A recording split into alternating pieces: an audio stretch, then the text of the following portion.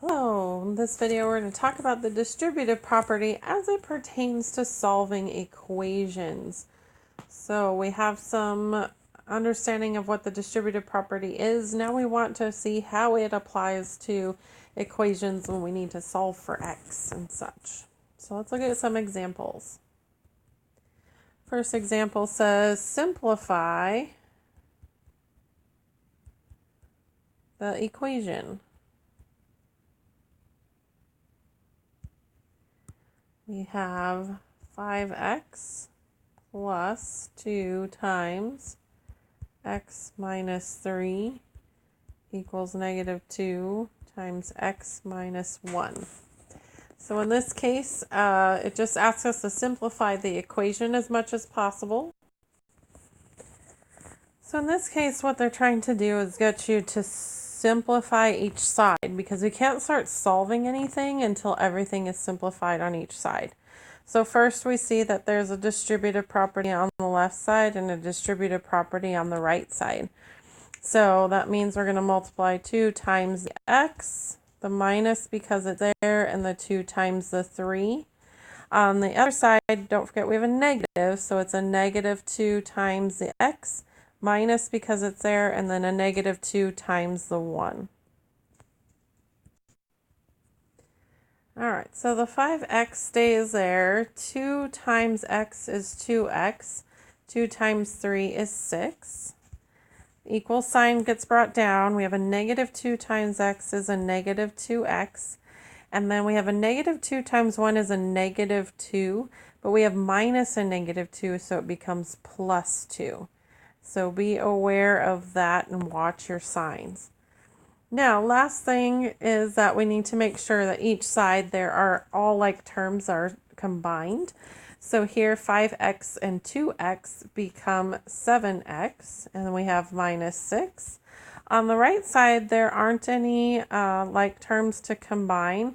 So now at this point, this would be as simplified as it gets before we actually start solving. Let's look at another example. In this example, it says simplify again. So we just want to simplify it. We don't want to solve it just yet. So we have 6 minus 3x plus 10 in parentheses, plus 4 times 2 minus x in parentheses equals 15. All right, so it looks like we kind of have a distributive property on the left side, but we're not quite sure what we're distributing. So remember that there's always a 1 in front of here, and notice there's a minus. So in this case, we have to be careful. We can treat it as a negative 1 that gets multiplied to each one. So it's a negative 1 times 3x. And a negative 1 times 10 on that one. And then on this one, we have the 4 times the 2, and then a 4 times the x. Okay, so now let's look to see what we have when we squish it together. So the 6, we have a negative 1 times 3x becomes minus or negative 3x. And then we have a negative 1 times 10 becomes a minus 10. Then we have 4 times 2 is 8. And then a minus, and then 4 times x, which is 4x, and then equals 15. Now it's a matter of combining like terms. So x terms are alike. Of course, numbers or constants are alike. Be careful. We got to make sure that we bring the sign that's in front of it with it. So if we're looking at our x terms, we have a negative 3x and then minus 4x. And then for our constants, we have a 6 minus 10 plus 8. And that's the biggest thing, is just watching your signs. This can get pretty easy and you feel like it's going pretty easy, and then you'll go really fast and then miss a sign somewhere.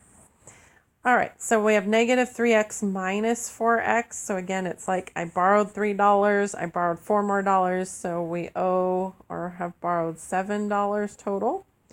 Again, left to right here, so 6 minus 10 is a negative 4. Negative 4 plus 8 is a positive 4, and then equals the 15 that was on the other side. And then this is as good as it gets. So our equation in simplified form, negative 7x plus 4 equals 15. All right, let's look at another example.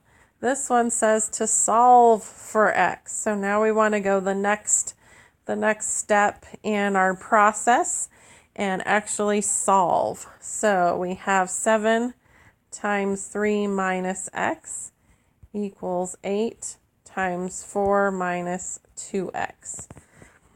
All right, distributive property first and foremost. So we're going to distribute the 7 on that side, distribute the 8 on that side. So it's 7 times 3, which is 21.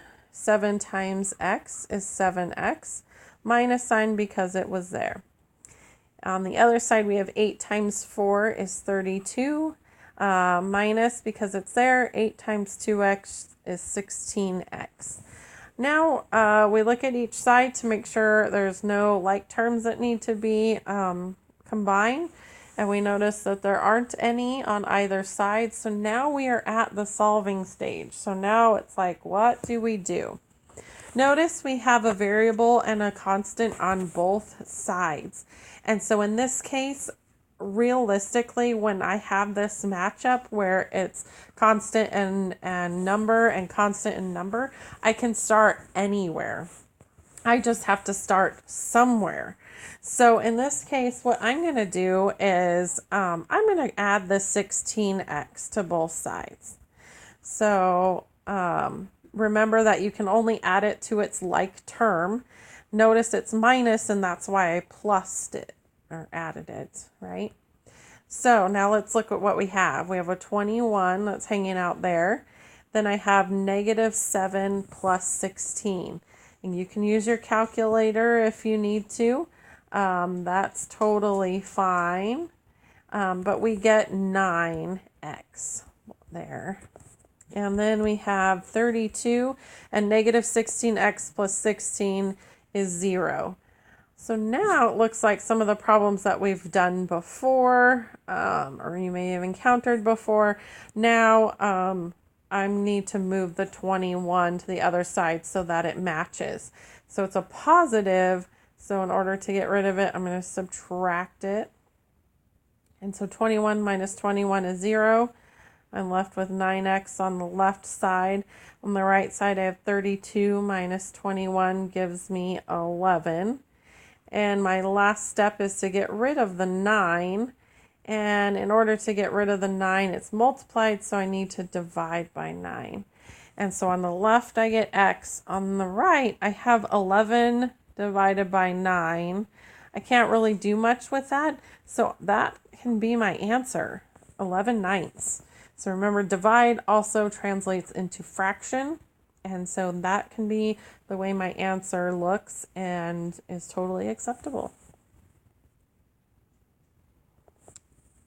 All right.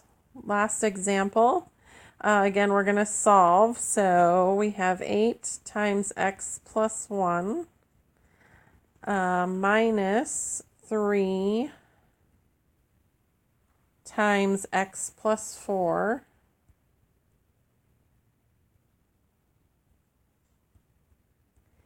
equals 7 times 2 minus x. So a big one, but let's just do it in pieces. So our first piece is to do the distributive property where I can. So there's 3 of them in here. So 8 times x is 8x. 8 times 1 is 8. Now we have a minus 3 here, so we can treat it as a negative. So negative 3 times x is negative 3x, and a negative 3 times 4 is a negative 12. And here 7 times 2 is 14, minus because it's there, but 7 times x is 7x. Now we want to go in and combine any like terms on the same side, right? So we're not moving to each side, just staying on one side. So the right side looks good. 14 and 7x can't combine anything there. But the left side, I do have some like terms. So I have 8x minus 3x gives me 5x. And then the constants, I have 8 minus 12. Again, we take the sign that's in front of it. So positive 8 minus 12 gives me minus 4 or negative 4. Now we are ready to solve. Again, notice we have a constant and a variable equals a constant and a variable. So I can start anywhere. It doesn't matter. It really, really, really doesn't matter. So I'm going to add the 4 to both sides this time. I'm going to start there. Again, start anywhere. So 5x, negative 4 plus 4 is 0. And then I have 14 plus 4, which is 18, and then minus the 7x. Next step. Next step is that because I move the constant to the right, I'm going to move variables to the left. So I'm going to add the 7x to both sides.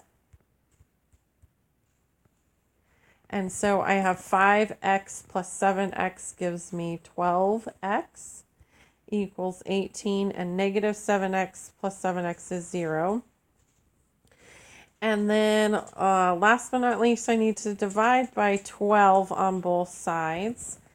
And so notice we get x equals 18 divided by 12. And again, it depends on what they ask for in the answer. But in this case, it might say, let's convert that to a mixed number. And so what does that look like? And so let's take a look. So if I end up with x equals 18 twelfths, to convert it into a mixed number, remember we have to divide those. And so 12 goes into 18 one time, and we multiply, and then we subtract. So 18 minus 12 is 6. And so our mixed number is the one that's on the top is our whole number. Our remainder here, 6, goes over the number that's on the outside of the box, which is 12. So 1 and 6 twelfths. However, we want to always and forever reduce our fractions. And so we notice that 6 goes into both of those. So if I divide both of them by 6, 6 divided by 6 is 1, 12 divided by 6 is 2. So our answer is 1 1/2. So x equals 1 1/2. That's it for this video. As you work through your lesson, if you have any questions, make sure to ask your teacher. Have a great day.